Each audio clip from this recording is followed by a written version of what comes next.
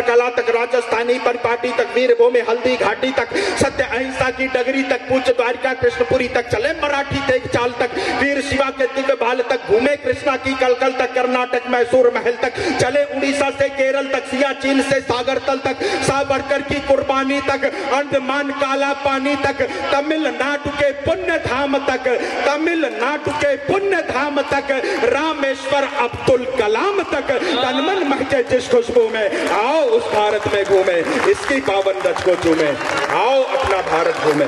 क्या कहने बहुत प्रणाम करता हूँ और एक अंतिम 3 मिनट की रचना पढ़कर मैं आपसे विदा चाहता हूँ। एक बार दोनों हाथ ऊपर उठाकर अपनी तालियों से मुझे आदेशित कीजिए। मैं अंतिम रचना की आपसे। बहुत अच्छा, बहुत अच्छा। मित्रों, मैंने बताया कि मैं एक सैनिक का बेटा हूँ। मैं अपने काव्य पाठ के इस अंत में अपने ही परिवार का, देश के एक शहीद के बेटे के मन के कुछ भाव आपके बीच रखना चाहता हूँ। और मैं ये हर मंच पर बड़े गर्व के साथ एक बार नहीं बल्कि कई बार हर रात कहता हूँ कि मैं एक सैनिक का बेटा हूँ। एक 5 वर्ष का बालक जिसके पिता देश की सीमा पर शहीद हो गए हैं, वो अपने मन की बात, अपने मन के भाव मेरी कविता के माध्यम से अपने शहीद पिता तक पहुंचाता है। मैं इस कविता पर अब आपकी कोई आक्रोश की तालियां नहीं बल्कि आपकी संवेदना की तालियां चाहता हूं। आपका मैं विशेष मन चाहता हूं। सर, मैं ये दावा करता हूं यदि आप सबकी संवेदनाएं मुझे संवेद रूप से मिली तो मैं शब्दों के माध्यम से आपके कानों में प्रवेश करूंगा और अब से थोड़ी देर बाद आंसू बनकर आपकी आंखों से बाहर निकल आऊंगा। मैं पंक्तियां समर्पित करता हूं कि पापा मुझको नई साइकिल, नया खिलौना नहीं चाहिए। एक बच्चे के मन की सर क्या अभिलाषाएं होती हैं, लेकिन एक शहीद का बेटा किस तरह से उसका परित्याग कर रहा है। पापा मुझको नई साइकिल, नया खिलौना नहीं चाहिए, नया खिलौना नहीं चाहिए, नर्म रुई या मखमल वाला मुझे बिछौना नहीं चाहिए।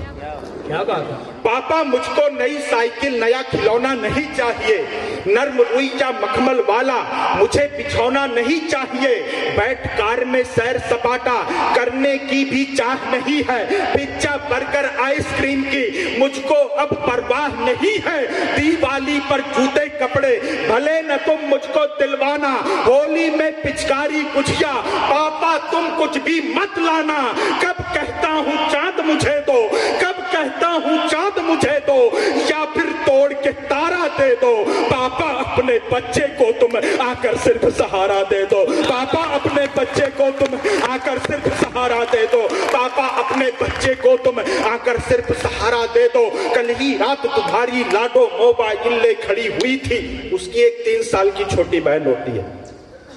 मैं क्षमा चाहता हूं, मैं इस मंच पर एक जिम्मेदार समाचार पत्र के मंच पर हूं, मैं एक शहीद के परिवार की सबसे सच्ची तस्वीर रखना चाहता हूं। जी भाई, मैं क्षमा चाहता हूं, हमारे क्षेत्र का, हमारे आसपास का जब भी कोई सपूत देश की सीमा पर शहीद होता है, हम एक दिन भारत माता की जय और वंदे मातरम के नारे लगाकर अपने जिम्मेदारी की तीसरी कर लेते हैं। भविष्य में कभी भी उसके परिजनों की स्तुति लेने नहीं जाते। 1 लाख में 2 लोग ऐसे होते होंगे, मैं उनको छोड़ता हूं। लेकिन मैं आपसे एक निवेदन भी करता हूं, इन दिनों हमारे कुल के बड़े डॉक्टर हरिओम पवार जी का एक मिशन है, मैं आप तक पहुंचाता हूं। आपके आसपास क्षेत्र का कोई ना कोई सपूत देश की सीमा पर देश की सुरक्षा में कहीं ना कहीं शहीद अवश्य हुआ होगा।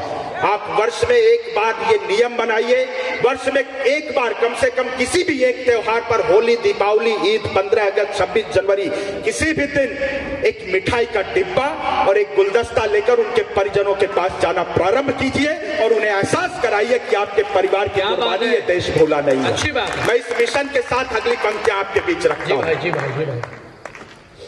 कल ही रात तुम्हारी लाडो मोबाइल ले खड़ी हुई थी, पापा से अब बात करा दो, मुझसे जिद पर अड़ी हुई थी। कल ही रात तुम्हारी लाडो मोबाइल ले खड़ी हुई थी, पापा से अब बात करा दो, मुझसे जिद पर अड़ी हुई थी। घर में जो खुशियां ले आए ऐसी कोई राह नहीं है, मम्मी अंदर रो लेती है, उसके दुख की था नहीं है, सपने में ही साथ तुम्हारे पापा अक्सर सो लेता हूँ, जब जब याद तुम्हारी आई मौन अकेला रो लेता हूँ, अपनी बाहों में भरकर तुम, अपनी बाहों में भरकर तुम मुझको ये जग सारा दे दो, पापा अपने बच्चों को तुम आकर सिर्फ सहारा दे दो।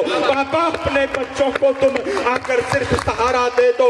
पापा उस दिन ओढ़ तिरंगा जब तुम द्वारे पर सोए थे। अपने काव्य पाठ और इस कविता की अंतिम पंक्ति आप क्या कहने यदि आपने कभी किसी शहीद के अंतिम दर्शन किए हैं तो थोड़ी देर में वो दृश्य जीवंत करूंगा। और मैं बहुत भावुक मन से कहना चाहता हूं, कल 8 दिसंबर को मैंने तिरंगे में ही अपने पिता को भेजा है। वो पंक्ति आपके बीच रखता हूं। स्वागत स्वागत स्वागत। मन मांगता हूं। पापा उस दिन ओढ़ तिरंगा जब तुम द्वारे पर सोए थे, दादा दादी मम्मी तुमको बाहों में भरकर रोए थे। क्या बात है। पापा उस दिन ओढ़ तिरंगा जब तुम द्वारे पर सोए थे, दादा दादी मम्मी तुमको बाहों में भरकर रोए थे। सीने पर अनगिन गोली थी, सीने पर अनगिन गोली थी, धड़के संग साथ नहीं था। पैर तो दोनों ठीक थे पापा, आया ताया हाथ नहीं था। पैर तो दोनों ठीक थे पापा, आया ताया हाथ नहीं था। घर पर भारी भीड़ जमा थी, आंखों में अंगारे थे, हर होठों पर नाम तुम्हारा, भारत माँ के नारे थे। वापस फिर तुम कब आओगे असंभव है, लेकिन मेरा ये मानना है कि शहीद के बेटे को ये प्रश्न करने का अधिकार होना चाहिए। वापस फिर तुम कब आओगे, उत्तर हमें हमारा दे दो। पापा अपने बच्चों को तुम आकर सिर्फ सहारा दे दो। बहुत बहुत धन्यवाद। जय हिंद, वंदे मातरम, जय